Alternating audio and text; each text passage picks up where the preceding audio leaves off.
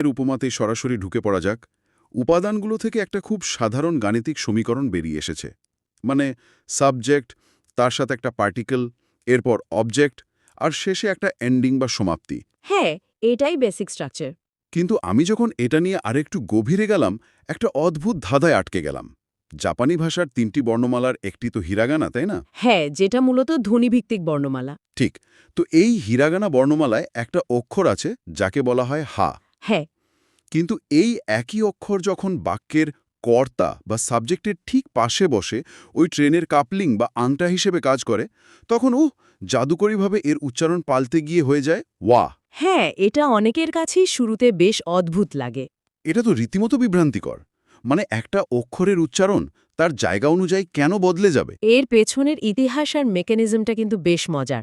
প্রাচীন জাপানি ভাষায় এর উচ্চারণ আসলে হাই ছিল।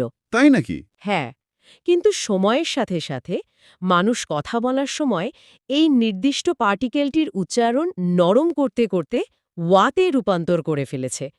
যদিও লেখার সময় তারা ওই পুরনো নিয়মে হা অক্ষরটাই রেখে দিয়েছে।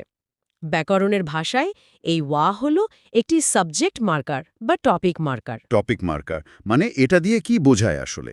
ধরুন, এর কাজ হল বাক্যের মূল বিষয়বস্তুর ওপর একটা অদৃশ্য স্পটলাইট ফেলে দেওয়া।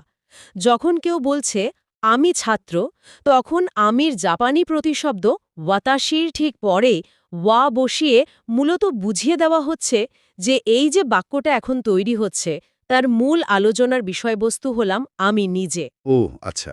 তার মানে ওয়া হলো ট্রেনের সেই প্রথম আংটা যা ইঞ্জিন বা মূল কর্তাকে বাকি ট্রেনের সাথে যুক্ত করছে।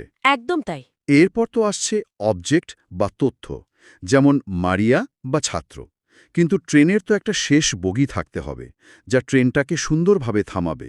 তথ্যসূত্রগুলো বলছে এই শেষ বগিটার নাম হলো দেশ। হ্যাঁ, দেশ।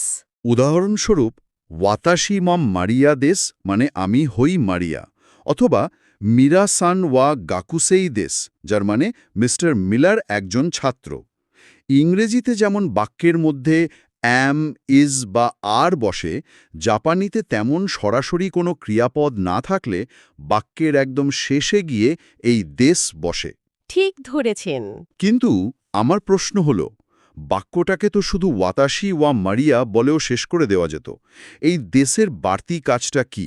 এখানেই জাপানি ভাষার সামাজিক ও সাংস্কৃতিক দিকটি প্রথম উঁকি দেয়। দেশ শুধু ব্যাকরণের কোনো নিয়ম পূরণের জন্য বসে না, এটি মূলত একটি সামাজিক বাম্পার বা কুশন হিসেবে কাজ করে। সামাজিক কুশন মানে ব্যাপারটা একটু বুঝিয়ে বলবেন? মানে জাপানি সংস্কৃতিতে আপনি কার সাথে কথা বলছেন তার ওপর ভিত্তি করে ভাষার ভদ্রতার মাত্রা ওঠানামা করে। আপনি যখন বাক্যের শেষে দেশ ব্যবহার করছেন, তখন মূলত শ্রোতাকে সম্মান দেখানো হচ্ছে। এটি বাক্যটিকে একটি মার্জিত, সুশীল এবং ভদ্র রূপ দেয়। দারুণ তো। হ্যাঁ, এই একটিমাত্র সূত্র, মানে নাউন 1 প্লাস ওয়া প্লাস নাউন 2 প্লাস দেশ, এটি ব্যবহার করে যে কোনো শিক্ষার্থী তার বয়স, পেশা, জাতীয়তা থেকে শুরু করে নিজের চারপাশের জগতের অসংখ্য পরিচয় তুলে ধরতে পারে।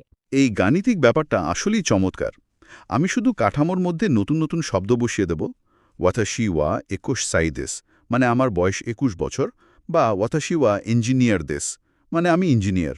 এক প্রিয় বন্ধুরা, এরকমের নতুন নতুন পার্টিকেল শেখার জন্য চ্যানেলটিকে সাবস্ক্রাইব করে রাখুন।